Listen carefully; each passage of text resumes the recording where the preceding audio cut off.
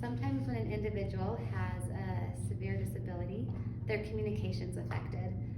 One strategy that we found to be helpful is to teach students to say it once, say it again, and then try a different method.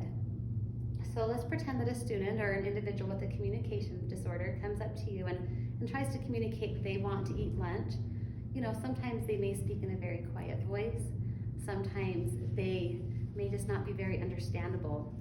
But they're going to come to you and they're going to say it. Now, if it's not able to be understood by the listener, we teach them to say it again.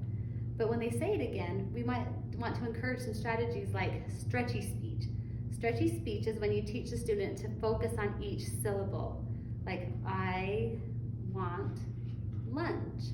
When they stretch that out, it helps them to be a little more clearly when they speak. Another phrase we use sometimes is strong speech. For students that tend to speak very quietly, we'll tell them to use their strong speech so they know to make that voice a little louder. Sometimes, even when we use both those strategies, you still can't understand them. That's when we say, try another strategy. Now, in my classroom, many of our students use what's called an Aac device, or a device that you can communicate with pictures. If I were to have a student using this, you know, the student would go to groups, they would go to food, and they would say, lunch. They're wanting their lunch. I would know what they mean. Now, not all students use an Aac device, or people with that have a hard time communicating. Some of them may have sign language. They may sign to you that they want to eat. Other students may show you a picture if they have a picture schedule in front of them.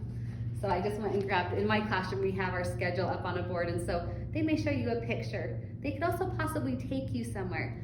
But the point is that the student continues to try to communicate until the listener understands them. So once again, when you're working with someone who's trying to communicate, we teach them to say it once, say it again, and then try a different method. Thank you.